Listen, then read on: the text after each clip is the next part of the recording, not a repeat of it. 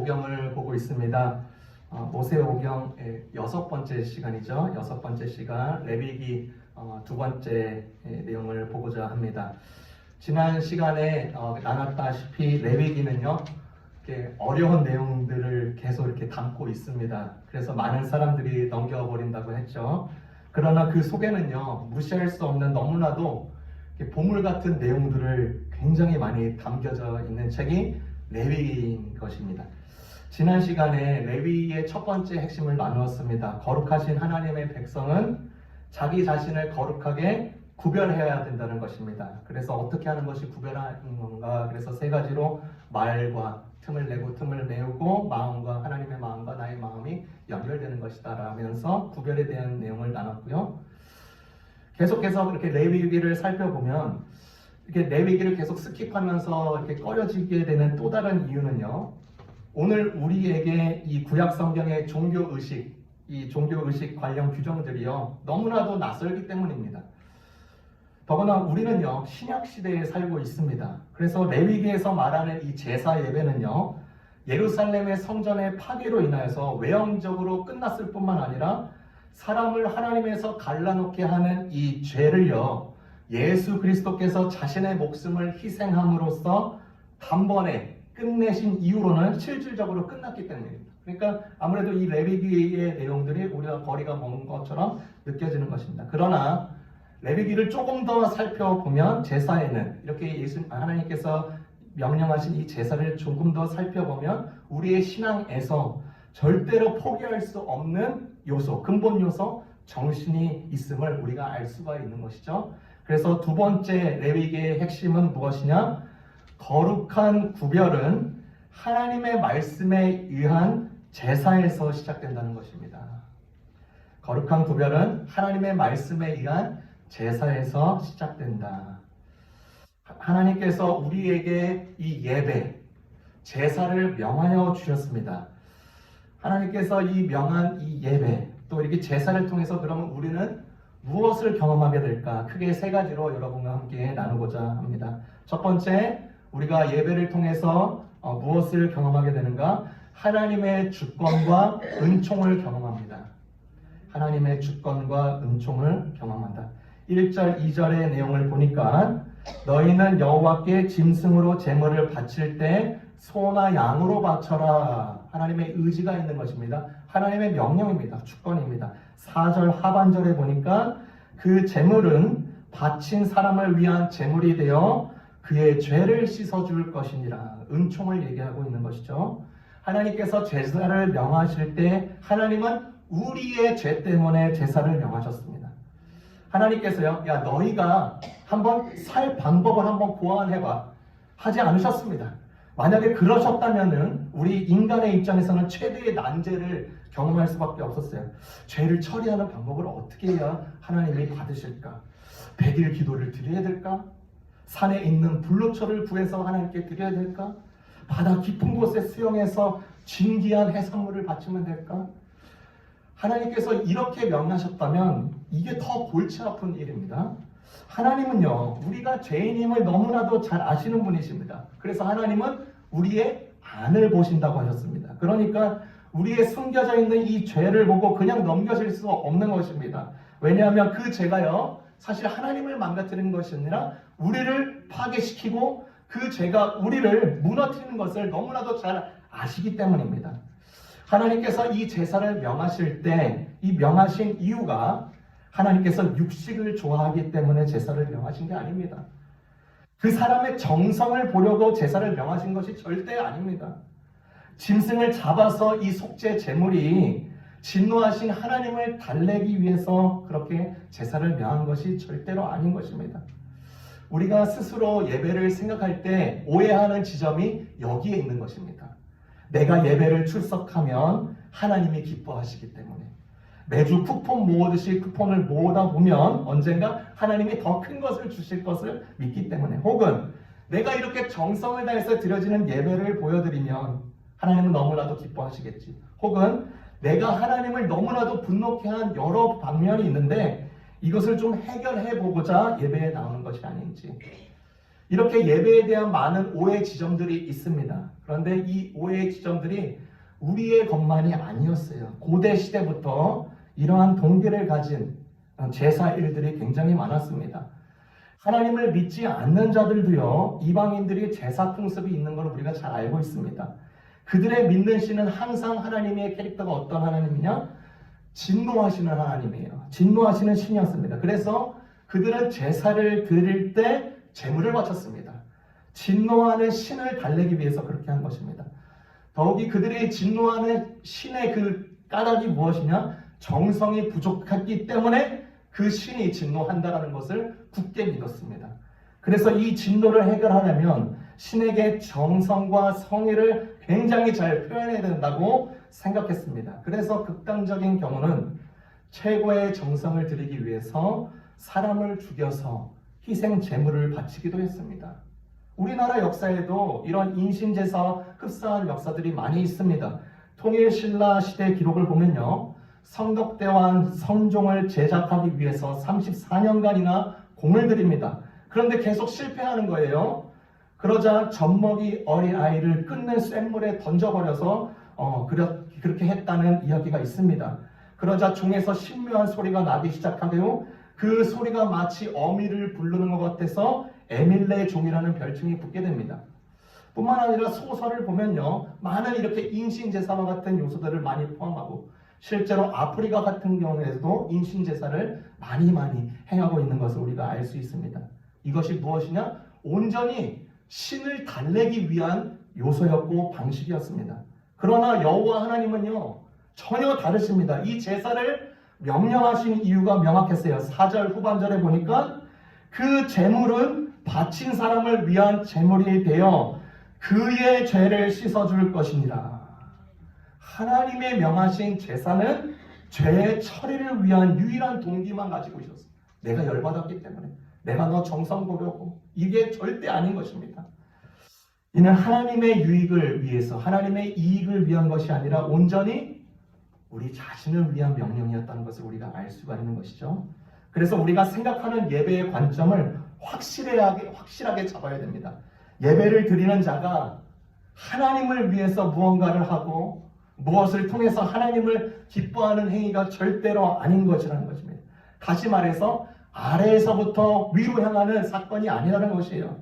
예배는 하나님이 인간을 위해서 일하시는 은총의 사건이라는 것입니다. 즉 아래에서 위가 아니라 위에서부터 아래로 내려오는 사건인 것입니다.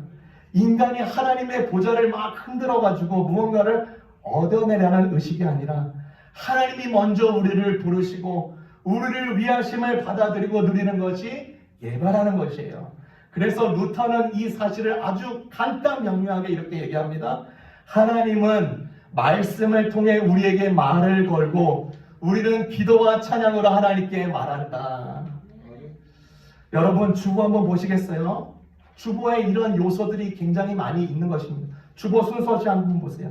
예배로 부릅니다. 위로부터 아래로 향하는 것이에요. 하나님의 메시지로 여러분을 메시지로 예배에 초대하고 있는 것입니다. 우리가 기도를 드려요. 찬송을 드립니다. 우리가 회중의 대표 기도를 드려요. 그리고 나서 뭐가 있죠? 또 위로부터 하나님의 말씀을 받는 이 역사. 또 그리고 나서 이것을 우리가 다짐하면서 결단하면서 찬양하면서 기도로 다시 올려드리는 것입니다. 그리고 하나님의 복을 주님께서 주실 때 우리가 축도를 받습니다. 저도 받는 것이에요. 저희가 그걸 받고 나서 우리가 예배당에 나가면서 그 삶의 현장에서 이 말씀을 가지고 반응하는 것입니다. 이 예배는 애초부터 위에서부터 아래로 내려오고 그것에 대한 인간의 반응으로서 우리가 또한 아래에서 위로 반응을 하는 것을 우리가 주보를 통해서도 잘 알 수 있는 것입니다. 이 순서가 바뀌면 곤란하다는 것입니다. 예배는 첫째로 하나님의 일이고 두 번째는 인간의 반응이라는 것입니다. 그래서 이 은혜의 강가를 준비하신 하나님께 우리가 이런 마음으로 하나님께 예배의 자리에 나가는 것입니다. 하나님, 제가 은혜의 강가로 들어갑니다. 여전히 낯설고 익숙치 않은 모습이 있습니다. 그러나 하나님은 신실하시고 나를 위하시는 분임을 믿습니다. 제가 어떻게 하나님을 더욱더 정성으로 하나님께 깊은 마음으로 예배할지 알려주시고 서툰 제 모습도 받아주십시오. 하나님을 기뻐하게 하는 예배 드리기 원합니다. 이런 마음으로 우리가 예배 가운데 젖어가는 것이죠. 우리가 예배할 때 무엇을 경험하는가? 두 번째입니다. 내 자아의 죽음을 경험합니다. 내 자아의 죽음을 경험하는 거예요. 제가 몇 주 동안에 치과 진료를 받고 있습니다.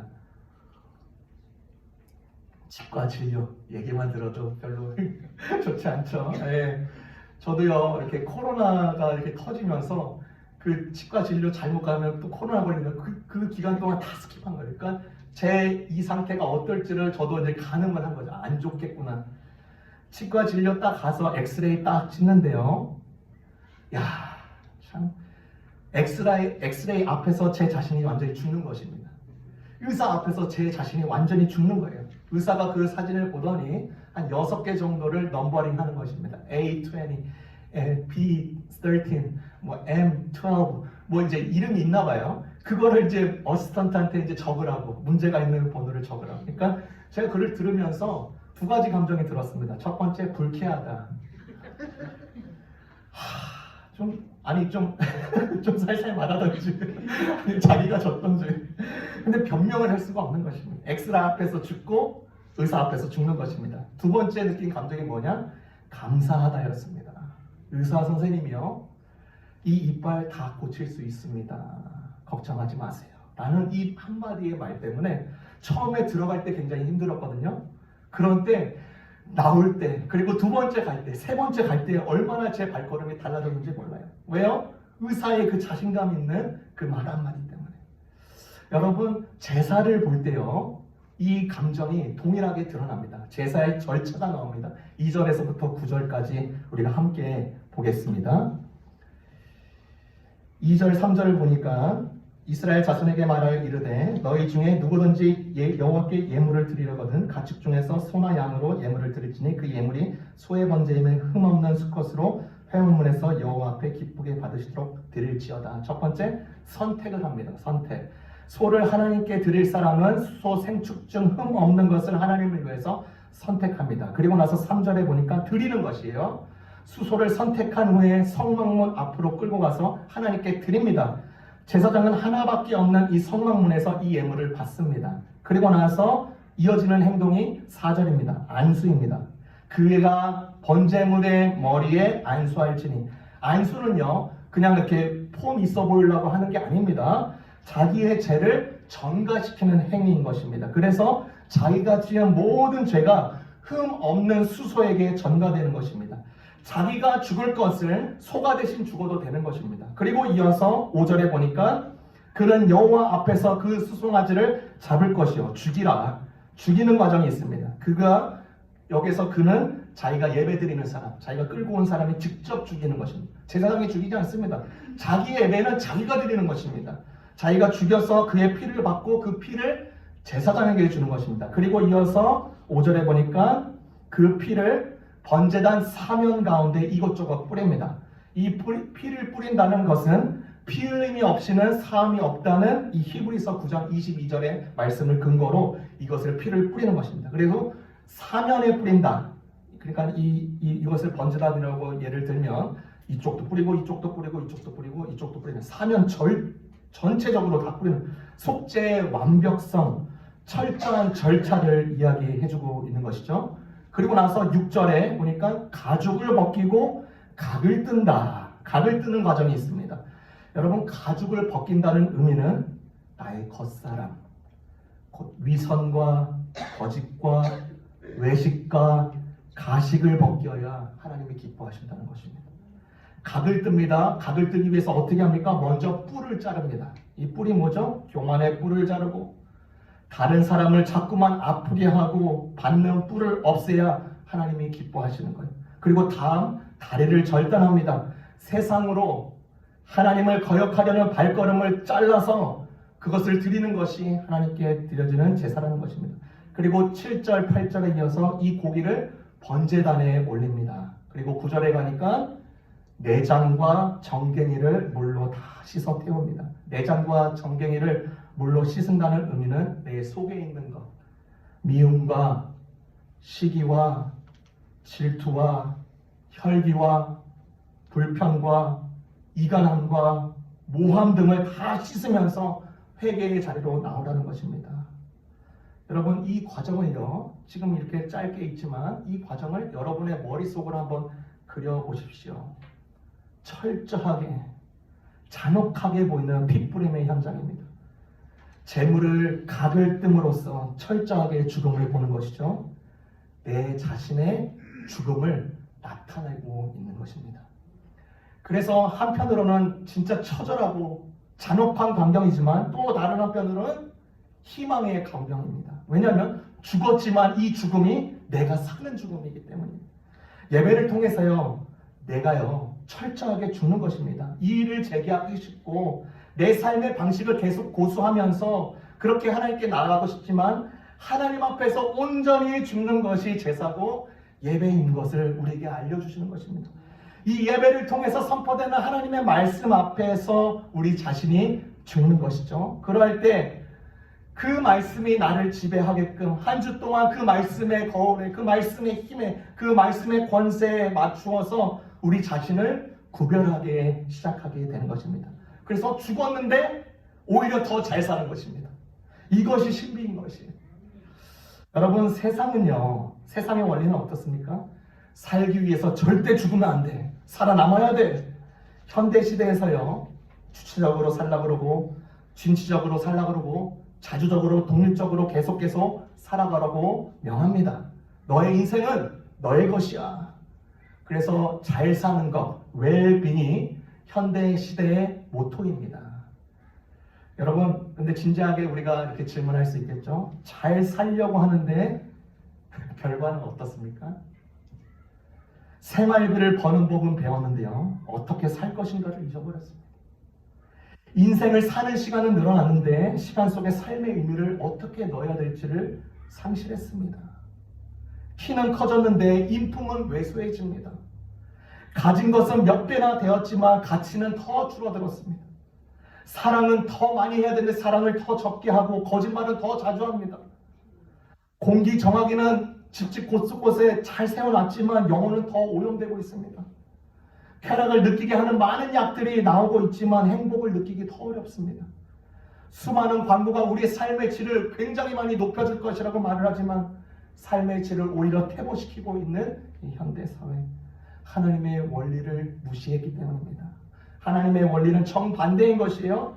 살기 위해서 죽으라 이라고 추천하고 있는 것입니다. 하나님은 그러기 위해서 이 제사의 제도를 주신 것입니다. 살기 위해 죽으라고 예배를 알려주셨습니다. 그럴 때 죽음은 단순한 죽음이 아니라 어떤 죽음이다? 사는 죽음이 되는 것입니다. 철저한 역설의 진리죠. 내가 죽을 때 살아있는 것이라고 말을 합니다. 예수님도 이 역설의 진리를 잘 알았고요, 그 역설의 진리대로 살았습니다.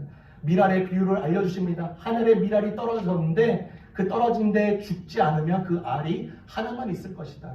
그런데 그 하늘의 미랄이 땅에 떨어져서 죽으면 많은 열매들을 볼 것이야 라고 했습니다. 그 말씀대로 그가 십자가에서 죽지 않으려고 했다면 예수님 혼자 남으셨겠죠. 그런데 예수님은 십자가에서 죽으셨습니다. 그리고 사셨습니다. 저희 자아에, 내 자아의 죽음이 적용되는 것은 절대로 이 예배당 안에서만 머무는 것이 아닙니다. 이 예배당 밖에서도 이 내 자아의 죽음이 계속 이어지는 것입니다. 예배와 우리의 삶의 무대는 절대로 별개가 아니라는 것을 우리가 잘 알고 있습니다. 그래서 사도 바울은 예배의 생활화, 생활의 예배화를 외쳤습니다. 로마서 12장 1절에서 2절 우리가 잘 알고 있는 내용이죠. 메시지의 성경을 조금 더 다르게 표현하는데 제가 읽어드리겠습니다. 그러므로 나는 이제 여러분이 이렇게 살기를 바랍니다. 하나님께서 여러분을 도우실 것입니다. 여러분의 매일의 삶, 일상의 삶, 즉 자고 먹고 일하고 노는 모든 삶을 하나님께 헌물로 드리십시오. 하나님께서 여러분을 위해 하시는 일을 받아들이는 것이 바로 여러분이 그분을 위해서 할 수 있는 최선의 일입니다. 문화에 너무 잘 순응하여 아무 생각 없이 동화되어 버리는 일이 없도록 하십시오. 대신에 여러분은 하나님께 시선을 고정하십시오. 그러면 속에서부터 변화가 일어날 것입니다. 그분께서 여러분에게 바라시는 것을 흔쾌히 인정하시고 조금 더 머뭇거리지 말고 거기에 응하십시오. 여러분을 둘러싸고 있는 문화는 늘 여러분을 미숙한 수준으로 끌어낮추려 하지만 하나님은 언제나 여러분에게 최선으로 이끌어 주실 것이고 여러분 안에 멋진 성숙을 길러 주십니다. 어떨 때요? 예배 가운데 우리 자아가 죽을 때, 또 우리 삶 속에서 우리 자아 이 죽음의 현장이 계속 이어져 나갈 때 로마서 12장 1절과 2절의 메시지가 우리 안에 이루어지게 되는 것입니다. 마지막으로 우리가 하나님을 예배할 때 무엇을 경험하는가? 하나님에 대한 지식을 경험합니다.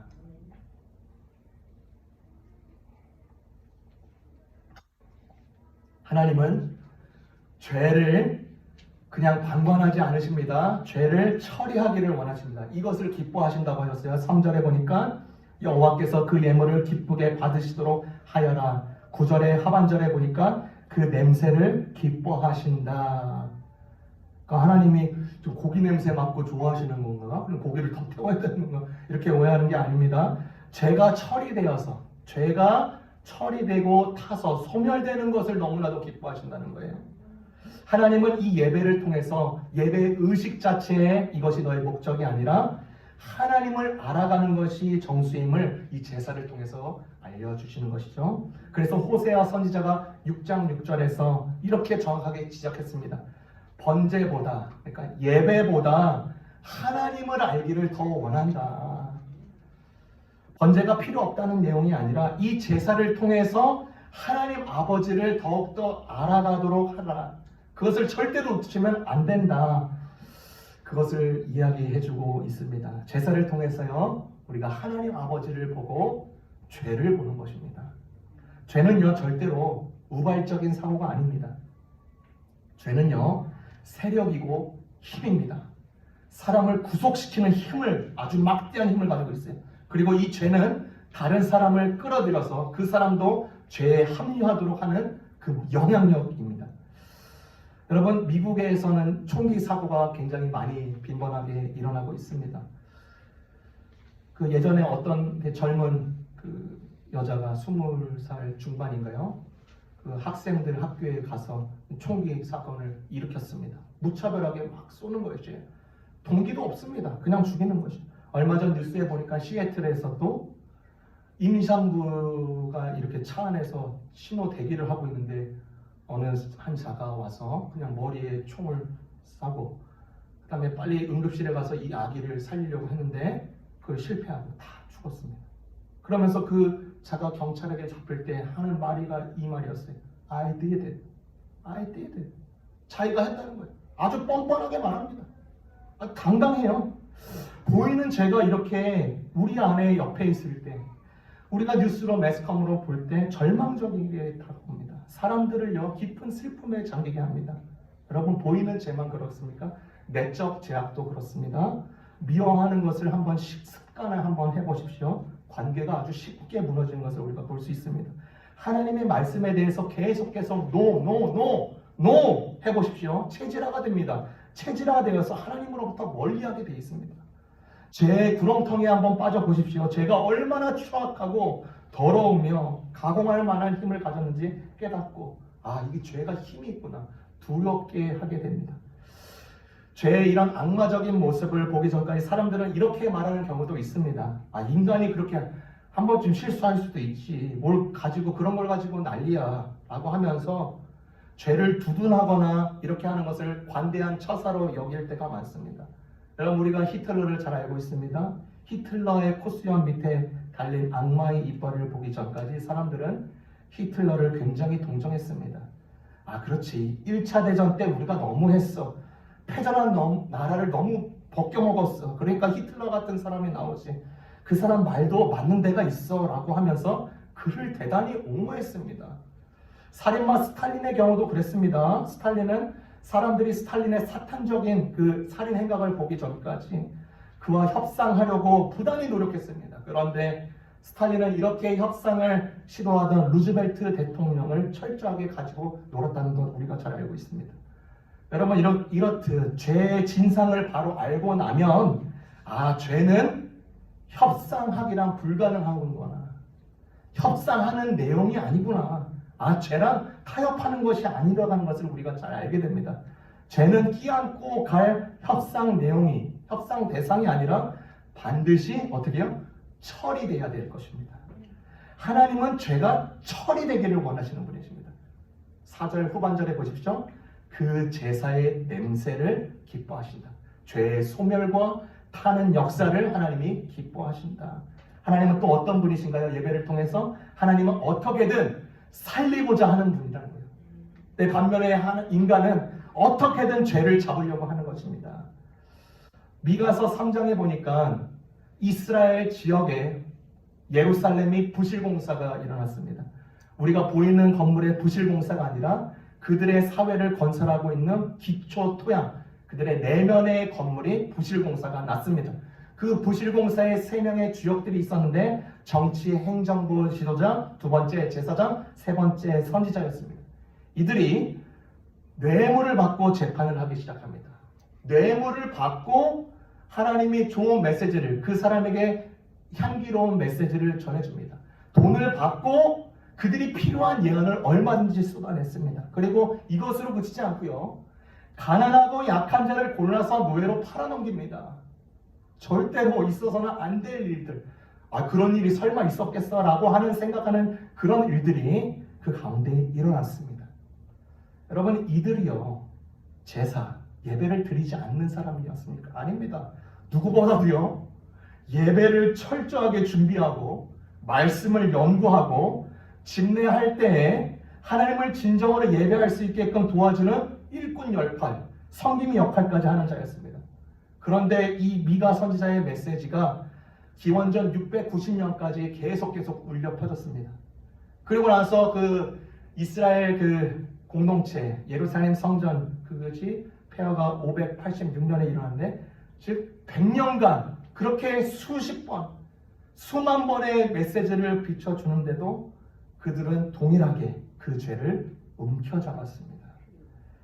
하나님은 말씀의 대언자를 계속 세워서 그 메시지를 주셨는데, 즉 하나님은 계속해서 100년 이상을 인내하시고 어떻게든 그 지도자와 이 사회 공동체와 모든 위정자들을 살리려고 부단히도 노력했다는 것을 우리가 잘 알게 됩니다. 여러분, 죄악된 세상에서 이 죄의 문제는 끊임이 없습니다. 바깥을 볼 필요가 없죠. 제 자신을 보면 금방 압니다. 하나님은 우리의 죄로부터 갈등하고 죄로부터 눌려있는 우리를 계속해서 그냥 내버려 두는 분이 아닙니다. 우리가 그런 과정에 힘겨워하면서 눌려있을 때 옆에서 도와주시는 분이십니다. 동감하시고 참으시고 기다리시고 온전히 회복하기를 바라시는 분이십니다. UC 얼바인의 출신이고 뇌신경과학자로 널리 이렇게 이름을 이렇게 알리고 있는 제임스 펠런이라는 사람이 있습니다. 이 사람이 뇌신경을 연구하는데 한 가지 그 논문 연구를 맡게 되었습니다. 그 연구 제목이 사이코패스의 뇌 연구. 그러니까 사이코패스 50명을 데려다가 뇌 연구를 하는 것입니다. 그러니까 뇌를 분석해 보면 동일하게 무엇이 나타나는지 이렇게 보이는 거죠. 근데 참 그 사이코패스의 뇌를 연구하다가 자기가 깜짝 놀랐습니다. 그래도 정상적인 사람을 비교 대조하기 위해서 자기 뇌도 같이 스캔해가지고 봤는데 자신도 사이코패스적인 뇌를 가지고 있고 유전적으로 사이코패스가 맞다는 사실을 알고 큰 충격을 받습니다. 공감 능력이 현저히 떨어집니다. 고위험군 유전자가 있습니다. 환경 요소가 이것이 절대적인 요소가 돼서 사이코패스가 된다고 합니다. 그런데 자기한테 질문이 있는 것이죠. 나는 왜 그러면 반사회적 범죄자가 되지 않았을까 분석해 보니까 자기의 양육 환경이 좋았기 때문이라고 분석이 나왔습니다. 자기의 아버지가요, 공감 능력이 떨어진 이 아들을 보면서 낚시를 다니면서 경마장을 태우면서 사람들과 어울리면서 지낼 수 있도록 도와줬습니다. 어머님이 이 공감 능력이 떨어진 이 아이를 보면서 바느질을 알려주고 마트에 데리고 가면서 장을 어떻게 보는지 이것을 알려주었습니다. 큰아버지 삼촌이 이 자가 어렸을 때 장애우 시설을 이렇게 돌아다니면서 불우한 사람들, 장애인들을 도와줄 수 있는 그런 봉사활동을 열심히 잘 가르쳐줬습니다. 포인트가 어디냐? 이 주변에 도와주는 분들이 많았다. 하나님은요, 우리 죄에 대해서만큼은 우리는 철저하게 죄인으로 설 수밖에 없어요. 이 죄에 대해서만큼은 누구보다도 전문가이십니다. 우리의 속을 온전히 아는 유일한 분이시고요. 우리를 절대적으로 도와주실 수 있는 분. 죄에 대하여 싸울 때 우리를 응원해 주시는 분이십니다. 죄를 품었을 때에도 다시 일어날 수 있다라고 격려해 주시는 분이 우리 하나님이 되시는 것입니다. 하나님은 절대로 이 예배를 통해서 우리에게 죄책감을 심어주기 위해서 그렇게 명령하신 것이 아닙니다. 죄의 문제는 실제인 것이니 너희가 보라. 하나님의 사람으로 그 실제 속에서 진지한 하나님의 메시지가 담겨 있는 것입니다. 그래서 우리가 확실하게 해야 될 것, 우리가 우리의 죄 때문에 우리 스스로 좌절하거나 우리의 결론을 가지고 나서 하나님께 내어드릴 필요가 없다. 우리가요, 이 예배를 통하여서 하나님의 은총을 덧입고 우리 자아의 깨짐과 죽음을 통해서 하나님과 깊은 교제에 들어갑니다. 그 하나님의 따뜻한 손길을 힘입어서 일상의 현장에서 하나님의 성도로서 살 수 있도록 도와주십니다. 그래서 우리의 이 예배를 바라보는 관점, 이 예배관은 확실하게 달라져야 됩니다. 교회로 출발하기 전 우리의 집에서부터 시작된 이 예배당에서 절정을 이루고 우리를 밀어주시는 하나님의 손길을 힘입어서 우리의 일상에서 갈물이 되어가는 것이죠. 예배의 생활의 예배화입니다. 이 복된 은혜가 계속해서 우리 안에 충만히 넘치기를 주님의 이름으로 축원합니다. 기도하겠습니다.